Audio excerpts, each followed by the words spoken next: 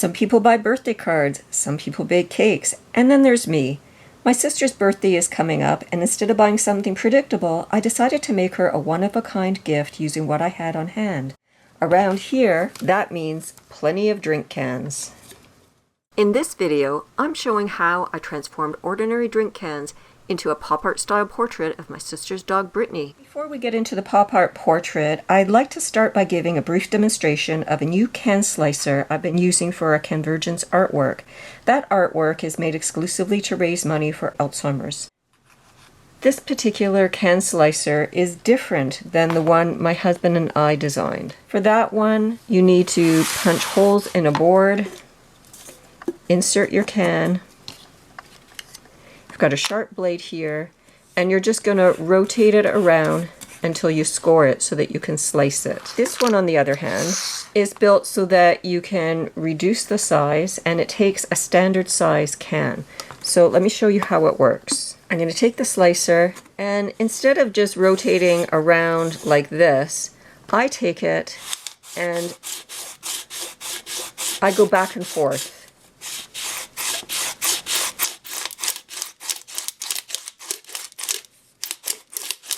Can you hear that? It's starting to break through. Basically what happens is it fatigues the metal so that it breaks. So when you're satisfied that you've got a good score, you're basically just going to press and you're going to run that score line. Be sure to wear a cut-resistant glove as I'm doing here because the edges can be sharp. Then you can simply snap it off. Now, I could have done both ends, but I find that the aluminum near the bottom is a lot heavier and sometimes it's not as successful.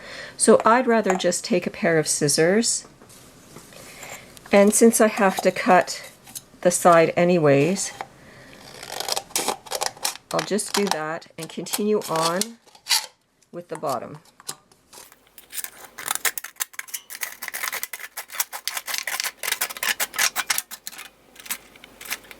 And there we go.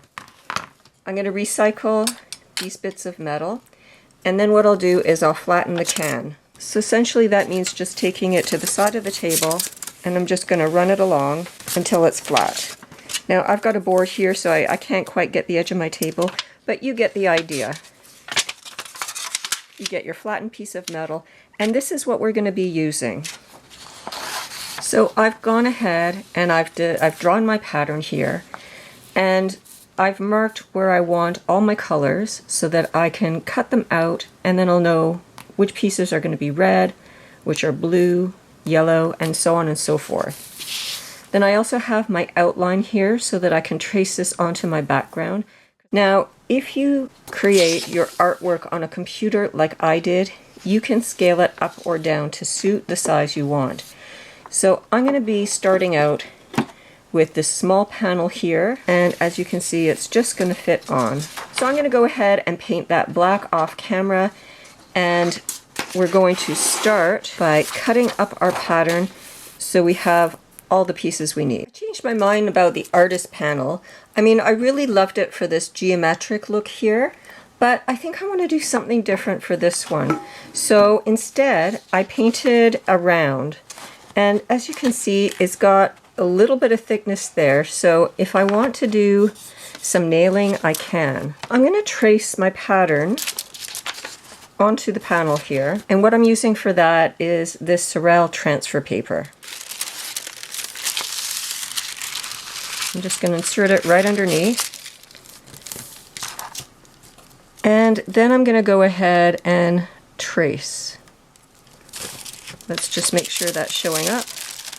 And it is. You can see it right there. To trace the pattern, I have it on a Lazy Susan, so I could easily turn as I trace. Before I lift the paper, now that it's all traced, I'm going to go ahead and I'm going to number all the pieces. And that's so I can put it back together again easily. One thing to note here is that Sorel does not come off easily, especially on a black background, so be sure that you don't number the portions of the artwork that aren't going to have aluminum covering it. Now that everything's numbered, I can lift this.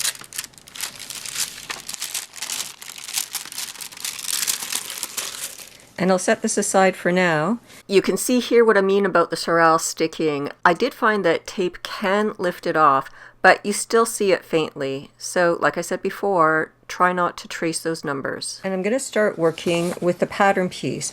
What I'm going to do is I'm going to take a pair of scissors, and as you can see, these are curved. And that'll allow me to get into some of the tighter spaces here quite easily. So I'm going to cut apart my pattern, and then we're going to be ready to start cutting our actual aluminum. After cutting out the paper pieces, I'm sticking them onto the aluminum can with double-sided tape. And that way it can stick and it's not permanent. I'm not going to get any residue on the can itself. So I find that that works best. Half the fun is choosing the colors and the placement of the pieces on the can. I love how the graphic on this Coors can became both the whiskers and the buckle for the dog collar. The first piece is cut out and it went really well. As you can see, you can really get some intricate cuts when you're using those curved scissors. So I can just peel that off. And I'm going to peel away the double-faced tape. I can probably save it and reuse it. If I can get it off in one piece. That'll go right here. Now I did cut away a little piece here so that I could get into that. So let's go find that piece. And that'll go right there. So I'm going to go get some glue and we'll glue down this first piece, and then I'm going to weigh it down and let it dry. And so I'll go on to cut the second piece, and as this is drying, I can move on. I'm going to use this Aleene's tacky glue, and I'll just open the lid here. And I've got this glue spreader. I'll just dip it in, and I'll just spread it out. What I have underneath the aluminum is a piece of parchment paper, and that's so, first of all, the piece doesn't stick, and secondly, it'll protect your work surface from glue. Just want to make sure that I get all the edges here.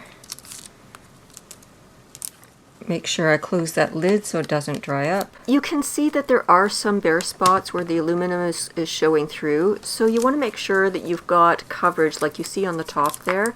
You want just as much glue to be spread on every bit of the aluminum. So take care to add more if you need it.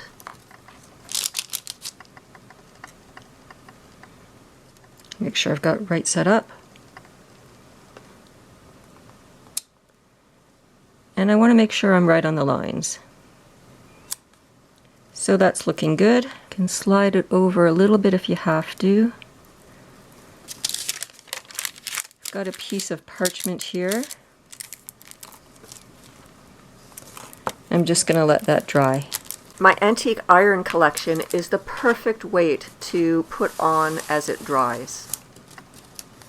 So I'm going to move on to cutting the next one, and then we'll glue it as we go. I've decided to leave the paper on the patterns as I place them so that I don't get glue on the good side of the can here. So I'm going to glue up another piece. And as soon as I place this onto the pattern, I'm going to peel the paper up. And that's so that nothing residual is going to stick to the paper. Again, this is only my second piece and I'm still being stingy with the glue, so I just want to note that really make sure that you've got great coverage so that it does stick, but not so much that it oozes out. You don't want excess glue. After the third piece, I really got used to it and got it down to a fine science. While I did peel up this piece of paper, when I moved on to the next pieces, I decided just to leave the paper on until the very end, and then I peeled them all off at once. It just made it a little bit easier. So there. Put that back on. I'm going to need to get another piece because this is filled with a bit of glue here, so I think I will just move this one down a little bit. The great thing about using the parchment paper is that it doesn't stick to the glue, so it allows you to weigh it down, and if there's anything that oozes out, you don't have to worry about it sticking to your weight.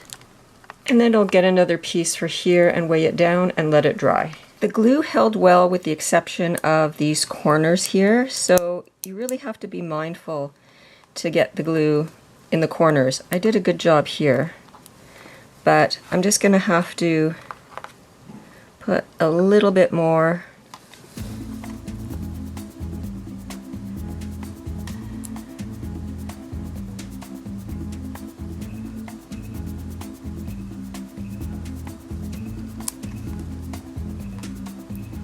So with that done, I'm going to wipe away the glue, and then I'll put my heavy weight back on it and let it dry. I just want to show you once again how fine those scissors can get into all these curves. It's so precise. It's almost as if I've cut it out on a plotting machine.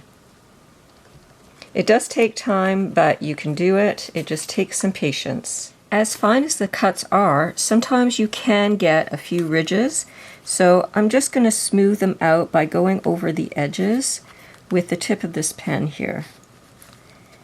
And that'll just make sure everything is nice and flat, so when it's glued it can't really bounce back or stick up.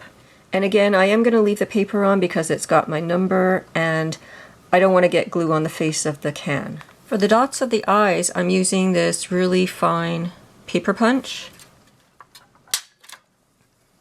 and I'm just going to glue it onto the tip like so. Before I glue anything further down, I'm just going to make sure that everything fits together really well and that nothing needs to be trimmed. As you can see, that's a really nice tight fit.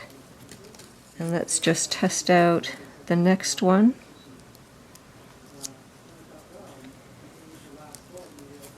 And again, that's really good.